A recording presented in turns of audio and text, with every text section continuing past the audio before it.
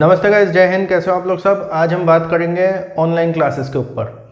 ये video specially उन parents के लिए है जिनके बच्चे स्कूल में पढ़ रहे हैं एंड प्लस उनकी ऑनलाइन क्लासेस चल रही हैं।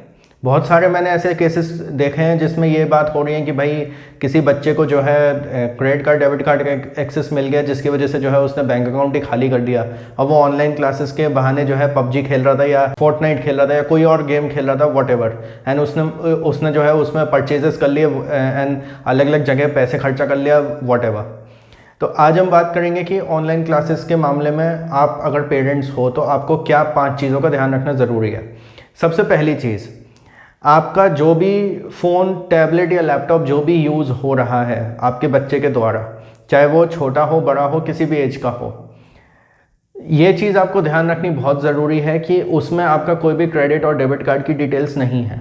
एंड अगर आपका बेटा या बेटी ऐसा कुछ बोलता है कि भाई मेरे को ये पर्टिकुलर गेम में ये चीज़ परचेज़ करनी है या वो चीज़ परचेज़ करनी है, तो आप उसको कहिए कि ठीक है भाई, ये एक पर्टिकुलर लिमिट लगा दीजिए उसके लिए कि भाई ये एक लिमिट है जिसमें आप परचेज़ कर सकते हो। अगर वो उस लिमिट में परचेज़ करना चाहे तो उसको कहिए कि भाई ठीक है, आप परचेज़ का बटन दबाओ, जब पेमेंट का पेज आए तो आप खुद पेमेंट की डिटेल्स डालिए एंड प्लस उसके बाद उसको परचेज़ करके अपने बच्चे को दे दीजिए। सीधी सीधी बात।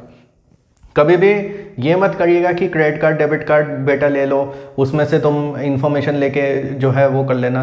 एंड सबसे बड़ी बात, आपका क्रेडिट डेबिट कार्ड का जो भी OTP आता है या नेट बैंकिंग का जो भी OTP आता है वो उसी फ़ोन या टैबलेट में नहीं आना चाहिए जो कि आपका बच्चा यूज़ कर रहा है। मान लीजिए आपने अपना फ़ोन दे दिया, OTP भी उसी में ही आएगा। अब मान लीजिए उसने आपकी जेब में से डेबिट कार्ड निकाल लिया या कुछ भी हुआ, अब OTP भी उसी फ़ोन में आएगा, तो वो तो बिल्कुल बेफिक्र है कि भैया कोई बात नहीं, OTP आएगा, मैं डाल दूंगा, मैं पेमेंट कर दूंगा। तो पहली चीज़ तो आपको ये ध्यान रखनी ज़रूरी है कि आपका जो भी ऑनलाइन बैंकिंग की डिटेल्स हैं वो उस डिवाइस में नहीं होनी चाहिए जो आपके बच्चे यूज़ कर रहे हैं। दूसरी बात, अपने बच्चों को जो है साइबर एजुकेशन दीजिए आप। साइबर एजुकेशन का मतलब सिंपल सा ये है, उनको कहिए कि कोई फालतू का लिंक हो उस पर क्लिक नहीं करना है। अगर कोई गेम है जिसमें उन्हें पेमेंट करना है तो HTTPS होना चाहिए उस साइट पे, एंड एक लॉक का जो सिंबल आता है वो ज़रूर होना चाहिए। क्योंकि आज की डेट में देखिए है क्या, साइबर हैकर्स बहुत सारे हो गए हैं। एंड अगर आपका बच्चा जो है 5 साल का है, 10 साल का है, जो भी है, उसको नहीं पता भाई सामने वाला इंसान क्या कह रहा है क्या नहीं कह रहा है, पता चला आपका मोबाइल हैक हो गया या फिर आपकी बैंकिंग डिटेल्स हैक हो गई या कुछ भी ऐसा हुआ, तो ये सारी चीज़ें आपके बच्चे को समझनी बहुत ज़रूरी है। उसको साइबर एजुकेशन दीजिए, बचपन से दीजिए। मैं ये नहीं कह रहा हूँ कि 5 साल के बच्चे को आप कोडिंग सिखा दो, नहीं, कोडिंग नहीं, वो तो बहुत ज़्यादा हाई फाई चीज़ें हो जाती हैं। उनको बस बेसिक चीज़ें बताइए कि बेटा ये कोई चीज़ आपसे पूछे तो नहीं बताना है, ये कोई चीज़ पूछे तो नहीं बताना है, इन चीज़ों का ध्यान रखो, मालवेयर्स का ध्यान रखो, इन सॉफ्टवेयर्स का ध्यान रखो। एक छोटा सा एग्जांपल आपको देता हूँ। अपने बच्चों को कहिए जो भी आपको गेम्स खेलने गूगल प्ले स्टोर से ही डाउनलोड करें, अगर आपके पास एंड्रॉयड फ़ोन है तो। अगर आपके पास एप्पल का आईफोन है तो आईफोन में तो सबसे बढ़िया बात ये होती है कि ऐप स्टोर में इतनी ज़्यादा स्ट्रिक्ट रूल्स होते हैं कि कोई फालतू के ऐप्स आ नहीं सकती। एंड ऐप स्टोर के अलावा कोई APK फाइल डाउनलोड करके आप कोई थर्ड पार्टी ऐप जो है इंस्टॉल कर ही नहीं सकते हो। अगर आपके पास एंड्रॉयड फ़ोन है तो उनको बोलिए कि भाई कोई थर्ड पार्टी APK से या किसी ने टेलीग्राम पे, व्हाट्सएप पे या किसी ने उनको मैसेजेस पे, ईमेल पे कोई APK फाइल भेज दिया, कोई गूगल से APK फाइल डाउनलोड करके वो लोग वो कर रहे हैं, ऐप इंस्टॉल कर रहे हैं, ये उनको कहिए ये थर्ड पार्टी ऐप्स इंस्टॉल ना करें। ये छोटी छोटी चीज़ें हैं। ये सब चीज़ें जब आप अपने बच्चों को बताओगे तो वो उसको एक साइबर एजुकेशन मिलेगी। थर्ड चीज़ होती है कि जो हार्मफुल बिहेवियर्स हैं उनको बता के रखिए। बहुत सारे आपने केसेस सुने होंगे पिछले कुछ सालों में कि किसी ने कोई गेम खेल रहा था, कोई ऑनलाइन प्लेयर ने उसको कहा भाई तुम सुसाइड कर लो, वो लेके बिल्डिंग से कूद गया, या किसी ने कहा कि भैया तुम अपने आप को हार्म पहुंचाओ, ऐसे ऐसे करके बहुत केसेस आए हैं। तो अपने बच्चों को ये चीज़ें बताइए कि भाई देखो, आपको ऑनलाइन कोई भी कुछ भी कहे, साइबर स्पेस में कोई भी आपको कुछ भी कहे कि ऐसा कर लो वैसा कर लो, या ये तुमने अपनी नस नहीं काटी तो गेम में ऐसा हो जाएगा, या सुसाइड कर लो, कूद जाओ, वॉटेवर, ये सारी चीज़ों पर ध्यान नहीं देना है। उनको इन चीज़ों के बारे में एजुकेट करिए। ये मत सोचिए कि हाँ हमारा बच्चा जो है टैबलेट यूज़ कर रहा है, iPad यूज़ कर रहा है, मैकबुक यूज़ कर रहा है, या आईफोन यूज़ कर रहा है, या एंड्रॉयड फ़ोन यूज़ कर रहा है, तो हम बहुत वो हो जाते हैं, उसमें बड़े खुश हो जाते हैं कि अरे देखो हमारा बच्चा कितना वो है, कितना वेल एजुकेटेड है, डिजिटली कितना अवेयर है। डिजिटल अवेयरनेस ठीक है, बट डिजिटल प्रिकॉशंस भी उसको पता होनी चाहिए।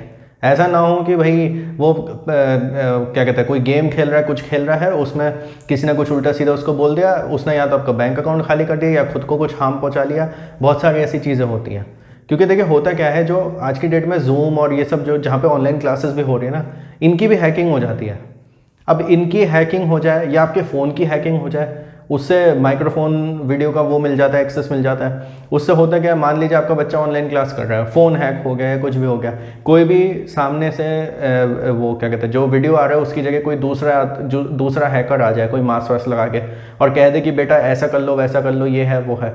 ये बहुत सारी चीज़ें होती हैं। Cyber space is a very complex and very, मैं क्या बोलूँ, थोड़ा सेफ्टी का भी बहुत इश्यूज़ रहते हैं इसमें, बहुत कॉम्प्लेक्स है। इसकी बेसिक नॉलेज आपके बच्चों को बचपन से ही होनी बहुत ज़रूरी है। ऑनलाइन क्लासेस के चक्कर में वो कुछ उल्टा सीधा ना करें। फोर्थ पॉइंट होगा कि आपका जो भी बच्चा जिस भी स्कूल में है, उनके आप ये देखें उनके स्कूल वाले कौन सा सॉफ्टवेयर यूज़ कर रहे हैं। जूम कर रहे हैं, माइक्रोसॉफ्ट टीम कर रहे हैं, गूगल टीम्स कर रहे हैं, जियो टीम कर रहे हैं, जियो मीट कर रहे हैं या गूगल मीट कर रहे हैं, वॉट जो भी बहुत सारे सॉफ्टवेयर्स आते हैं, जो भी कर रहे हैं आप उन पे ध्यान दीजिए ज़रा कि वो कौन सी ऐप यूज़ कर रहे हैं, कौन से सॉफ्टवेयर यूज़ कर रहे हैं। अगर आपको उसमें कोई भी बग्स लगे, अगर आप एक सॉफ्टवेयर इंजीनियर हो, अगर आपके बच्चे ऑनलाइन क्लासेस कर रहे हो और आप डिजिटली अवेयर हो, या आप एक सॉफ्टवेयर इंजीनियर हो, आपको कुछ भी बग्स दिखे ऐप में या कोई भी चीज़ लगे जो ये बच्चों को हार्म कर सकती है या ये बच्चों की सेफ्टी के लिए, बच्चों की प्राइवेसी के लिए गलत है, तो उसको स्कूल को आप रिपोर्ट करिए। कुछ हुए ऐसे केसेस कि जिसमें जूम कॉल्स में कुछ स्ट्रेंजर्स आ जाते थे। व्हाट्सएप ग्रुप में भी कभी कभी होता है, कुछ स्ट्रेंजर्स आ गए, किसी बच्चे ने किसी को गलती से ऐड कर लिया ग्रुप में।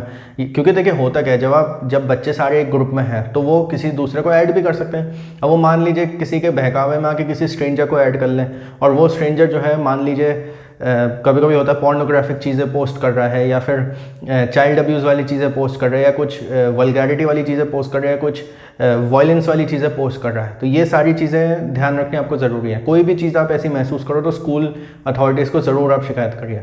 फिफ्थ एंड लास्ट पॉइंट, आपका इक्विपमेंट।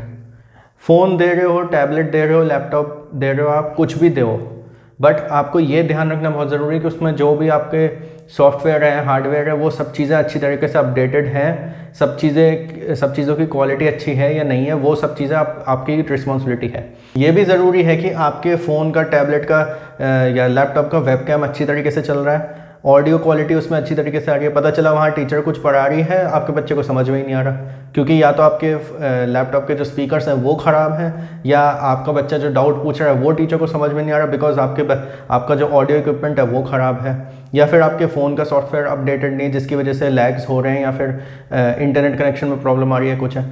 तो ये सारी चीज़ें आपको ध्यान देनी बहुत ज़रूरी है। इंटरनेट कनेक्शन आपके घर का कैसा है क्या नहीं है, ये सब बहुत छोटी छोटी चीज़ें हैं। आपको अपने जो भी डिवाइसेस हैं, जो भी एक्सेसरीज़ हैं, जो भी ऑनलाइन क्लासेस के लिए आप यूज़ कर रहे हो, ये सब चीज़ें आपको ध्यान देनी पड़ेंगी कि वो अप टू डेट है या नहीं है।